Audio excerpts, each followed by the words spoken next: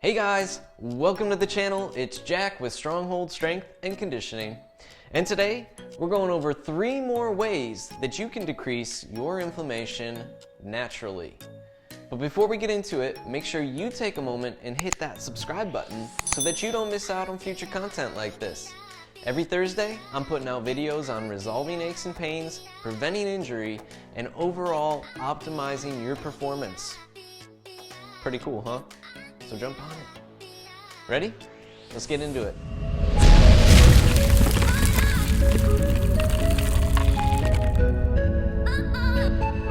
Alright guys, 3 more ways that you can decrease inflammation in your body naturally.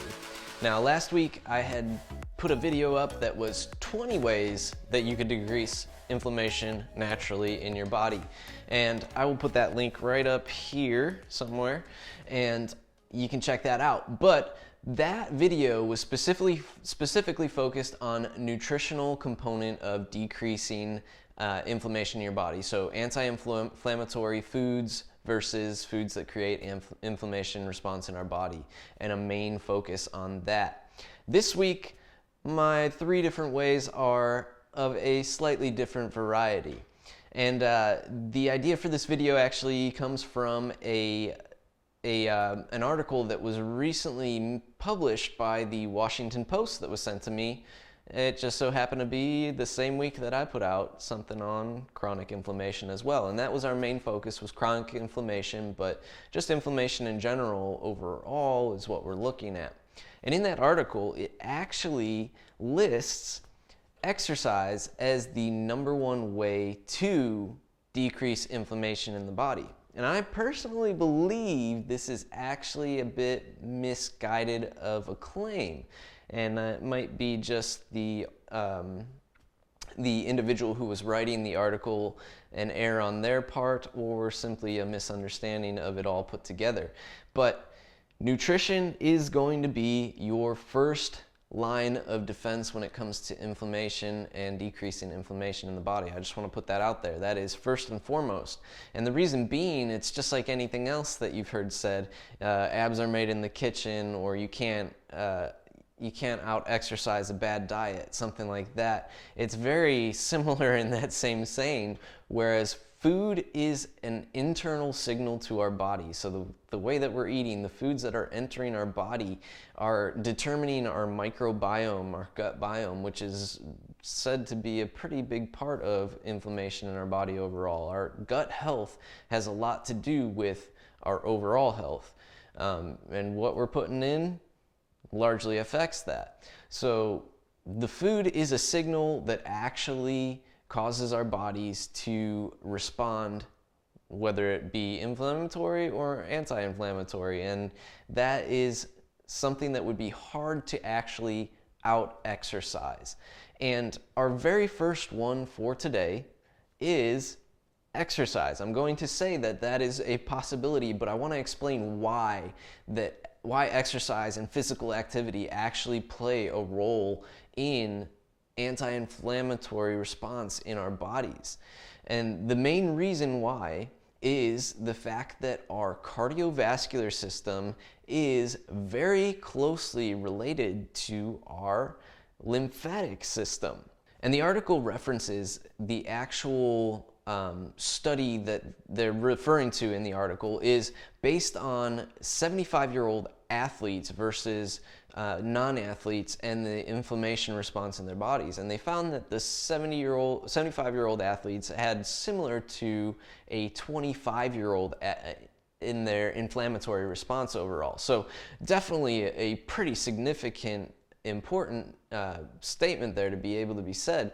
And I don't know if they actually looked or considered the fact that, you know, exercisers versus non-exercisers might also have differences in their dietary intake, and that's something to be pretty much aware of and considering in that.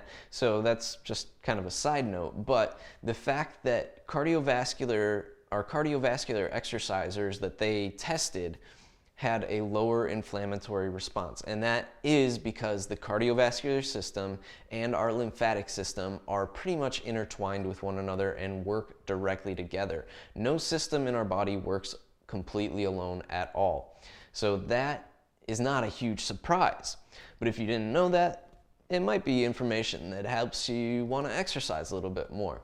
The other part about it is the fact that when we contract our muscles, this helps increase blood flow through our bodies and just overall lymphatic flow through our bodies. So the fact that when we're moving, cardiovascular exercise, pretty important part of it, but I would even say just basic strength exercise and exercise in general, physical activity, are all going to have very similar effects in their overall effect because of the underlying fact that it's looking at that close relationship between the lymphatic system and our cardiovascular system tied in together.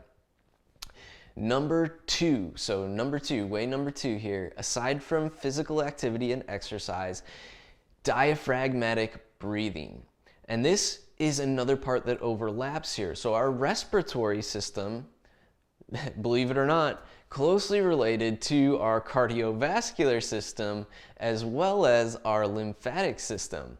And furthermore, if we look at right around our diaphragm and close to the spinal column where some of our largest veins and arteries are running through our bodies, the largest lymph node in our body is right there at the diaphragm. So what does that tell us about the function of the diaphragm and its relation to lymphatic flow and overall flow in our body of fluids? Well, the way that we breathe through the diaphragm or not can directly affect our overall lymphatic flow. Lymphatic system is our main defense against, viruses, bacteria, things like that. It is what is in response to inflammation in our bodies. And the fact that we can actually use a breathing technique such as diaphragmatic breathing to help increase lymphatic flow without having to do necessarily cardiovascular exercise, although we could combine both cardiovascular exercise and diaphragmatic breathing, that should tell you that is, and you should already be able to see that we're overlapping systems here. So once again, it comes back to lymphatic flow being tied into the fact that we can move that lymph from our diaphragm in a correct breathing method overall. And my third one for you guys today is mobility training. Now, I bring up mobility training specifically with the idea of self-myofascial release in mind. And it's gonna, once again, overlap with the whole idea of fluid flow in our bodies. So with self-myofascial release, one technique that we see is a pressure wave. So using an object to actually roll a muscle, which is similar to basically if the muscle were to contract, that it would also be pushing the fluid through that musculature, through the veins, and returning blood flow, as well as helping pump lymph through the body in that system also. We can also pair diaphragmatic breathing with self-myofascial release, and we actually find more benefit when we are able to diaphragmatically breathe. Now, the benefits of combining diaphragmatic breathing with a self-myofascial release technique might also be the fact that we can introduce some parasympathetic nervous tone in our bodies versus sympathetic tone, which is, in coordination with stress, which can also be tied into the fact that we have a higher inflammatory response. If we are negatively reacting to stress overall, that can increase inflammation in our bodies. So exercise can be used, yes, as a de-stressor, but mainly the fact that the muscles are moving fluid through the system and they are helping with that breathing diaphragmatically, contracting to move lymph fluid tied closely in with our cardiovascular system through the body. Diaphragmatic breathing, the ability to actually use our breath to move lymphatic flow through the body once again. And the fact that the diaphragm is very closely connected to our largest lymph node in our body. That is huge. And then finally, incorporating self-myofascial release techniques so that you're able to passively, in some sense, move flow through the body using an outside object such as a foam roller, voodoo floss, a softball, a lacrosse ball. Any of those objects could be useful in that sense, but helping assist our bodies in moving lymphatic flow and getting fluids to move more through our bodies. That is the bottom line. There are 3 different ways, but they all basically tie back to the fact that we are improving lymphatic flow, which helps decrease inflammation in our bodies overall. If you guys like this video, make sure you let me know by clicking that big thumbs up button down below, and share this with a friend. Make sure they know about some simple ways that they can actually implement to help increase lymphatic flow and decrease inflammation in their bodies. And if you have not already, make sure you take a moment and hit that subscribe button. Every Thursday, I'm doing videos resolving aches and pains, preventing injury, and optimizing your performance overall. Don't miss out on that.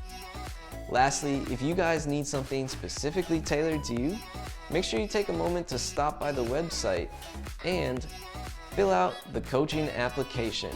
We'll have you guys headed in the right direction in no time, whether it's decreasing inflammation, getting rid of some ache or pain, we got you covered. So the link is down below to the website. Jump over there and fill that out. I want to thank you guys for watching today. We'll see you next time.